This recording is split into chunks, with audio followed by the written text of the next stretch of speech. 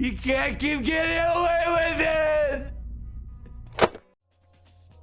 I love video games so much, and I love action figures so much.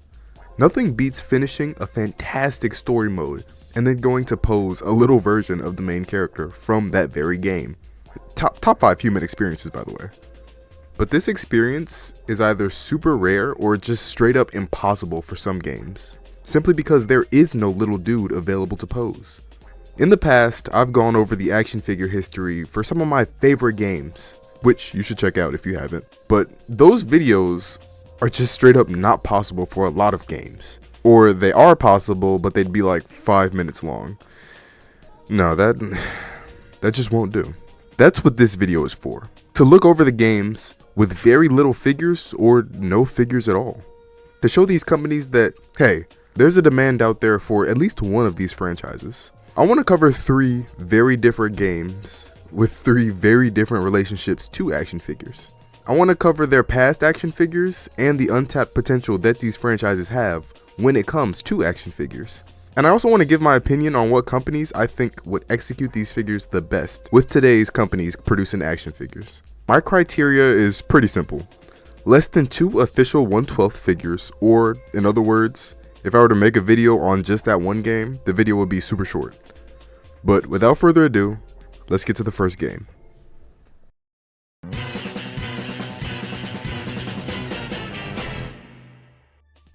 Team Fortress 2 is a pioneer of the hero shooter genre that Overwatch, Paladins, and now Marvel Rivals Dawn to this day. TF2 is of course a sequel to Team Fortress 1 created by Valve, but it was just a mod for the game Quake. So when Valve started to cook up Team Fortress 2, they started getting new ideas. At first they cooked up Team Fortress 2 Brotherhood of Arms, but it was a tad bit cookie cutter, if you will. Nothing about this stands out, so they delayed it more and more, about 3 or 4 times actually, until finally they had struck gold. They scrapped the serious style in favor for a more cartoonish style with more exaggerated weapons and character designs. And yeah, this was it. On October 10th of 2007, Team Fortress 2 released to the public, and immediately this game was just different. This new style was not only fitting, but perfect, and it was only amplified by the stellar voice acting. Each character sounded exactly how you'd expect them to sound, if that makes sense. To pull that off is honestly really hard, so really props to them. With all the great elements the game put together, it only grew bigger and bigger as time went on. And the decision to make the game free to play in 2011 was like all 3 of these images combined, if you get what I'm saying. In 2011, they also started posting these short films about each character to further the lore and build fan connection. And I mean, yeah, it clearly worked. These things are hilarious. So it was really only a matter of time before an action figure company came knocking. And in 2012, NECA was ready to do business. At this point, NECA was very well established in the action figure scene, making figures for other video games like Gears of War, BioShock, and Dead Space. So people knew the license was in relatively good hands. They still had their stinkers from time to time. We still don't rock with you, Leon. But they had pretty much fixed their act. And on January 28th of 2013, the first 2 Team Fortress 2 figures would release, Pyro and Demo, both having a red and blue variant to represent the 2 sides in the game. My goodness, NECA was locked in. They were in a 7-inch scale and matched up perfectly to one another scale-wise. I'm not exaggerating when I say these guys look like they hopped straight from the game. They even gave them their proper weapons and accessories from the game, which look just as accurate. Like, bro, look at that! Their different body shapes did give rise to different articulation methods, but in the game, they never do like Spider-Man, Daredevil-esque poses, so, I mean, you really wouldn't need all that, but what they gave us was honestly really good. But NECA and Valve were feeling generous, so each figure came with a redeem code for a cosmetic in-game, each color having a different cosmetic for that character.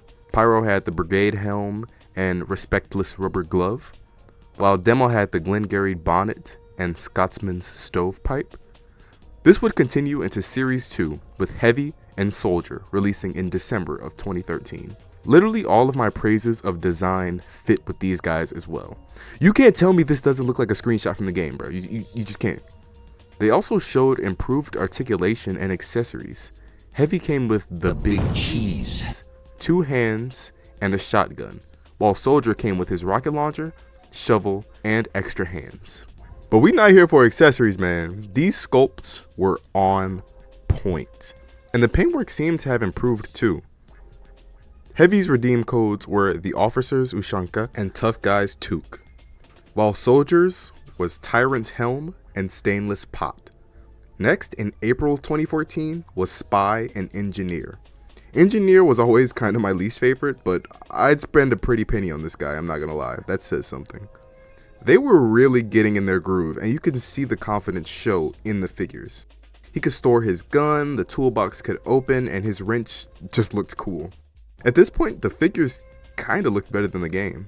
I don't think that's crazy to say. I really like these guys. Spy was definitely the least flashy of all the figures, but it's like that in the game, so I don't really care. NECA was still in their bag, adding shading to the suit. I do notice that the articulation took a step down with Spy, but making articulated suits is always a challenge, so I get it. His accessories were at least super cool. I love Spy, he's my second favorite one. Also, I'm saying this while I'm editing, but his face sculpt is terrible. It is awful. I don't know what they were cooking here, man. I'm not gonna lie. But the face sculpt would actually improve with the blue variant, for reasons we're gonna get to right now, in fact. The redeem codes for the red figures were Engineer's Cap and the Backbiter's Billycock, while the blue variants for these guys were delayed 4 years. So they wouldn't come out until 2018, which is a little crazy. During this time, no other TF2 figures came out too, so it was assumed that the line was just done. But no, the blue variants gave us Texas 10 Gallon and the Camera Beard, which is a personal favorite. The final series will release in October of 2018, a full 5 years after the first release. But it gave us Scout, Sniper, and Medic finally. You would think that the 4-year hiatus would give rise to the ultimate figures, but no, Scout was honestly kind of a step down. Articulation wise, a little bit face wise, and I don't know, he looks weird, right?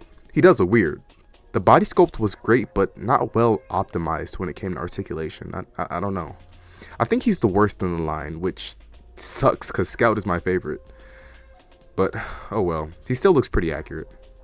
Sniper was next, but why does he not have his glasses? What's going on here? The rest of the figure was so good too and had better articulation than Scout, but he's missing a very important feature and some of his colors were just off. I don't know what was going on here. Lastly was Medic, who was honestly the best out of the whole wave, for sure. Coming with just the right amount of accessories, and the body was indeed perfect. But where the figure fails in my opinion is the head. Up close it just, it looks wrong. But from afar, it's perfect. I love the articulation on this guy. These last 3 came with the Bonk Helm, Ye Olde Baker Boy for Scout, Vintage Tyrolean, and this for Medic. There was also Master's Yellow Belt and Professional's Panama for Sniper. Series 4 would be the last in the series, and since then, there has been one release by 3A for the robot versions of Pyro and Heavy, and I definitely started making this video before I knew these existed, but these are really cool. They had a crazy amount of detail and articulation at the 12-inch scale, and even followed in NECA's footsteps, with making both team variants and giving redeem codes for each figure. Little Bear for Heavy, and Nabbler for Pyro. But they weren't cheap, and they sold fast. The NECA figures, on the other hand, were pretty cheap, being around $20 at launch. But my god, have they shot up in value. And I mean, it makes sense. The Team Fortress fandom is alive and well, and I bet I'm not the only one who'd like a little Scout or Spy on my shelf. So this begs the question, who do I think are the 2 best candidates to give us the best product? And after careful consideration, I honestly think either NECA running it back or a smaller company called Boss Fight Studio would give us the best product. Team Fortress 2 is so stylized that I think a company that's used to such exaggerated proportions could do it the best justice. And with the recent 2012 TMNT figures that I have from NECA, yeah, they can clearly do a cartoon style or a realistic style. They got some good sculptors over there, so I really do trust them with this. NECA should for sure run it back with improved paint, articulation, and accessories, if possible. Boss Fight Studios, on the other hand, has also shown that they can replicate vastly different styles with ease. This Hellboy that they produced immediately stuck out in my mind. But it's not just this, they make great figures with great articulation for a fair price. I'd love to see their take on TF2, but yeah, I think NECA and Boss Fight are the two best candidates.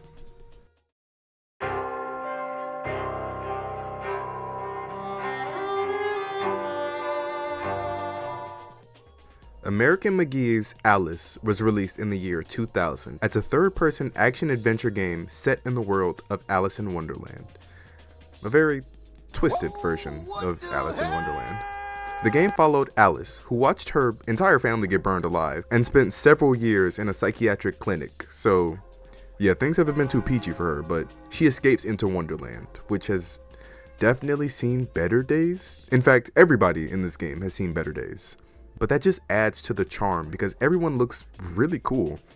But yeah, due to Alice's terrible life, Wonderland has suffered, and it's Alice's job to basically defeat the Queen of Hearts, which will ultimately free Wonderland. The game presented really interesting ideas and implications about Wonderland and how it could reflect Alice's psyche. It's honestly really cool, and at least for 2000, this was great gameplay. This game was popular enough to garner figures and a sequel. I'll cover the figures first since they came out in 2001, and they kinda only just barely made it into this video. I don't cover statues, and some of these are definitely just statues, but there are some articulated bits here and there, so let's do it. There were 16 total figures in the 1/12th scale, for the first game at least. 6 total Alice and Cheshire Cats, the White Rabbit, Mad Hatter, the Caterpillar, the Jabberwock, the Card Guards, Tweedledee, and Tweedledum. All 6 versions of Alice and Cheshire Cat had very little articulation. Cheshire Cat only had the head articulation, but Alice could move her head, waist, and arms. But the box pose was kinda what it was made for. And I'm not gonna lie, they looked really rough at some angles. But these were really meant to be static figures, so when it came to sculpt work, they absolutely cooked, especially with Cheshire Cat. And the paintwork would really make or break these figures, so I'm glad that you could tell that's what they locked in on. One of the 6 variants had a glow-in-the-dark Cheshire Cat and Alice with black lipstick. 2 versions of Alice had her with her hair down and bigger eyes, one of which had a brown Cheshire Cat. The last 3 had the same cat, but one had Alice with smaller eyes, one had bigger eyes, and one had bloodied hands. Holy McFarlane Batman, I don't know why they felt the need to release so many Alices, but I respect the hustle, they all looked really good. It was honestly a pretty strong start. Tweedledee and Tweedledum were separate figures, but you really can't have one without the other, let's be honest. And I'm happy to say they looked great, dude. They don't seem to be articulated at all, but that honestly kinda doesn't matter. Look at this sculpt and paint job, dude. You can't say they didn't cook because these are super high quality. The White Rabbit was just as accurate. I love how they adapted each grotesque pixelated model into a full accurate figure. Hatter came with a teacup and a clock. He had decent articulation, but the sculpt definitely did the heavy lifting. The White Rabbit had 3 variants. The default one with a black suit, and... Whoa, is that blackface, dude? No, this isn't blackface. I'm an actual demon. Bro, please tell me. Yeah, I don't know about this one. I love the attention to detail, but I don't know about this one. The Card Guards had different variants released for them as well. The Heart and Club, the Heart and Spade, the Diamond and Club, and the Diamond and Spade. Each of which having the same grotesque, muscular, skinny body with impeccable shading, but where they differed was the head sculpt and paint. Man, did they cook with these gross head sculpts. Each figure also came with a little brick floor and their staffs. Man, these were really good. I think these take the cake for the best ones so far. The Caterpillar was the same story as the twins, where the articulation was lacking, but the sculpt and paintwork made up for it tenfold. I love this silly dude. Next up, we have the Jabberwock. This thing was absolutely insane, yes, but am I missing something, or does it look very, very different from the source material? Like, everything else fits with what the game showed us, but this thing, I don't know. Maybe I'm missing something. I don't see the correlation. The figure alone was really good. I just don't know what they're referencing. Lastly was the Mad Hatter. who honestly may have been the best one. First off, he was the tallest, even without his hat, so I'm glad he was at least true to scale. But once you really look at all the intricate details within the body, not only in his outfit, but his hat and head sculpt, you just might get lost in everything. This is an insane figure, especially for 2000, where bangers like this were really hard to come by. He also came with his little teacup cane, but I mean, man, just look at this dude. I'm honestly so amazed with this line as a whole, since they took these low poly models and made them into such wonderful figures. I know they had art to go off of, but still, man. The first Alice game was such a hit that its sequel, Alice Madness Returns, was released soon after. 11 years after. Yeah. On June 14th of 2011. The second game sought to expand the story. Alice is out of the asylum, but Madness returns. In the real world, things aren't so peachy, as Dr. Boof over here tries to make Alice forget the night of her family's death. This in turn is corrupting Wonderland, and we follow Alice through both the real world and the Wonderland world to uncover what's really happening to both worlds. And it's way darker than I would have thought, but this game doesn't get the love and recognition it deserves, so I'll leave it up to you to go play the game and learn the rest of the story. The game improved on the first one in every possible way. Gameplay, story, character designs, and graphics were all here. It's my girlfriend's personal favorite, so therefore it's one of my personal favorites. This world is so unique and just straight up aesthetic, I can't give it enough praise. If you like the Mad Hatter missions in the Arkham games, you'll love this, I really recommend it.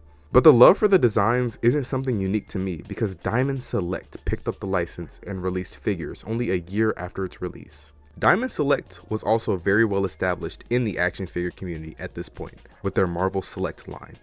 They did release this Minimates version of Alice for their Minimates line as well, which I mean, it's cool, you know? Do we care? No. So when the time came for the 1/12 figures, there were a total of 5 figures ready to release, which is a bit of a step down from 16, but hey, quality over quantity, man. Like the original run, there were multiple variants of Alice, but this time the differences were very clear. There was the standard Alice, Royal Suit Alice, and Hysteria Alice, which is like her Spartan mode. The standard Alice had a really good sculpt, until it came to the head. Diamond Select had usually been very good with heads around this time as well, but I can see that this is a head sculpt that it's probably really hard not to make it look creepy. The game did a perfect job with it, but the figure just kinda looks off. But other than that, this figure was amazing. The paintwork was just as good as you'd hope for, and she actually had good articulation for once, so posing her around was a viable option. And her accessories, the Warble Blade, the Pepper Grinder, and the Hobby Horse, only made it that much more spectacular.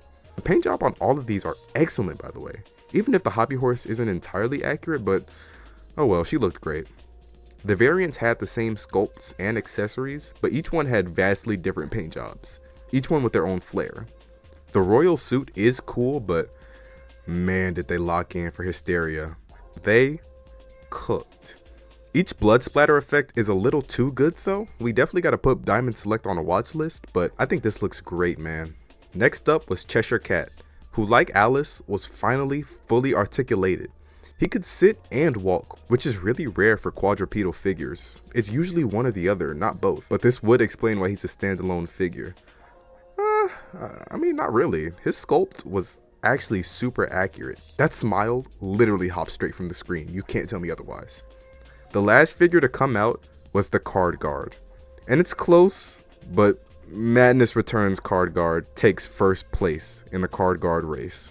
The game's design is already peak, so all Diamond Select had to do was copy and paste, and I'm so glad they did. The skeleton head, all the dried blood, the dark spots between the joints and in the head, and I mean, you see it. They accomplished so much with this guy. I'm not even mad he didn't come with any accessories. They gave him a card, but I mean, come on man, this is really peak. I wish they did other guards like the previous game did, but I mean, they just didn't. They didn't do any other characters for this game, actually, because they dropped the license after this first series and just wouldn't pick it back up. That's kind of a thing with this series, dropping bangers and then them just not being continued by the higher ups, because the third Alice game, Alice Asylum, which looks like it would have been absolute peak, was just straight up canceled by EA in 2023. All my homies hate EA. EA don't ever let me catch you lacking. It's up from there. My girlfriend sends hate as well. And shout out to Henri. I don't know how to pronounce it. Henri. Follow them. They're making an Alice Asylum all on their own since EA won't do it. And they're only at 5k followers, so go ahead support. But anyway, back to what I was saying. There were no more official figures for Alice. There have been some third-party figures, but I am not the target audience. But in terms of who I think would thrive the best with this license, immediately my head went to NECA, because I think they would really do well with the style of Alice. It's kind of reminiscent of the style of the 2012 TMNT, so I think they'd cook. But I don't want to reuse companies, so instead I'll go with Jada Toys and Figuarts. In terms of Jada, their work with Street Fighter and their little tease with Invincible has shown me that they could definitely handle the Alice art style while providing really good articulation for a reasonable price. And I mean, Figuarts has been doing this for so long, we kind of just have to trust them, right? They do produce their best work with anime, but the recent Gamerverse Cyclops and their Spider-Verse line really shows that they can adapt to pretty much anything. I'd honestly like them to do what they did for Casca with Alice. But yeah, I do think both Jada and Figuarts would absolutely cook.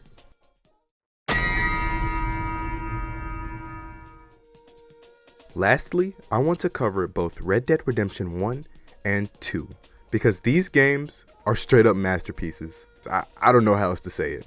In 2005, Rockstar Studios was very well established in the video game scene with their GTA series, Max Payne, and a little cowboy game called Red Dead Revolver. Now this game was cool, but it was outdated. And with the vast success of GTA's open world and wild story, Rockstar rightfully looked at both games and just said, what if we mix them? So they did just that, and after a very long but caring development cycle, Red Dead Redemption released to the public in May 18th of 2010. It followed John Marston, who after a long life of crime, just kinda wants to chill. But if you're a known criminal in 1911, then the government will take advantage of you. So now he's got to turn in his old partners in crime to get his family back from the government. And very silly hijinks ensue. I won't spoil the ending, but just know it's so worth it. But at the end of the day, this game was a certified classic and won multiple Game of the Years. So it's not surprising that a sequel started development 2 years later, in 2012. And $500 million later, Red Dead Redemption 2 released in 2018. And when fans booted this thing up, man, it was just different. Red Dead isn't my favorite game ever, but objectively, this is the best game I've ever played, I'm not gonna lie. I don't think that's crazy to say. The graphics, the gameplay, the world building, the freaking story. It was a prequel that followed the gang before they split up. And it even followed a new main character, Arthur Morgan, which is usually a recipe for failure, but it was so beautiful. If you haven't played this game, you are truly doing yourself a disservice, and I feel bad for you. Especially if nothing has been spoiled for you. Get on this before it's too late, but you may have noticed something. I haven't said anything about figures when it comes to this game. And do you know why that is? There are no official figures for Red Dead Redemption 1 or 2. This series has sold a total of 106 million copies, and a grand total of 0 official action figure companies have picked this thing up. I have no idea why. There have been some third-party releases, but pretty much all are in the 1/6 scale. First up is Lim Toys, which gave us Arthur and John. Arthur was as accurate as you could get, I'm not gonna lie. This is real quality and dedication to your craft. Arthur can change his fits in the game, but this is the Arthur fit, if you get what I'm saying. All his accessories look like they came straight from the game. But if you wanted different looks for your Arthur, you got it, because he also had 3 different head sculpts for the different hairstyles. Jeez, did they cook, dude? John was just as good. Where he lacked in head sculpts, he made up for with an insane amount of accessories. These two genuinely hopped straight from the game. I love how they got every little detail of John's outfit and his face sculpt perfect. VTS Toys also made a 1/6 Arthur Morgan, with an entire inventory's worth of accessories.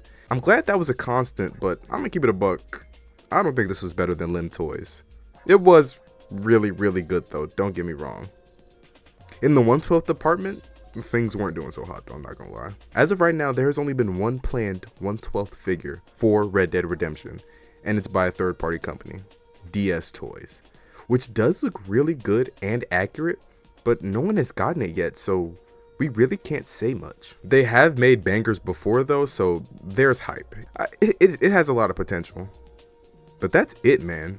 Like I said, there are no more 1/12 figures for Red Dead, and I just don't get it. This series is so loved, but Rockstar just doesn't care, I guess. But in a perfect world, the license is picked up by either Mafex or, and I don't know if this is too early, but LPZZ. Mafex has been doing this for a while now, and they've shown that they can make a bunch of accessories with a good realistic sculpt. This Terminator really set my decision. I think Mafex could absolutely do Red Dead justice. The wild card though is LPZZ. Most of you probably don't even know them, but they made this beautiful Arkham Batman, and they're making a lot of good Arkham figures in general that are coming out soon. I feel like they would do a great Arthur Morgan. And if we're using Batman as a reference, they will give a plentiful amount of accessories. Much like the 1/6 version of Arthur. They can do accurate sculpts, they can do insane articulation, and they can replicate complex paint jobs. I think they do more justice than, say, Figuarts or NECA, or something, I don't know. NECA could also do a little something. I trust them with sculpt, but not so much with articulation. But yeah, I think Mafex and LPZZ are the best candidates to release Red Dead Redemption 2 action figures. But yeah, that was that. I've had this video in my mind for a while now, and I wanted to choose different games that I loved, and I hope my selections were entertaining and informative. But let me know what you guys think. What games do you wish had better figures, or just more figures? Also, what companies do you think could do the figures on this list justice? Do you agree with me, or would you change some stuff around? I'm really interested in what the community has to say. But yeah, I'm really grateful for you sticking around, you watching, and hopefully subscribing and liking. I don't know. But yeah, right now I'm working on a TMNT video, so it's definitely going to be a long one. So, hey, I hope y'all enjoyed this one.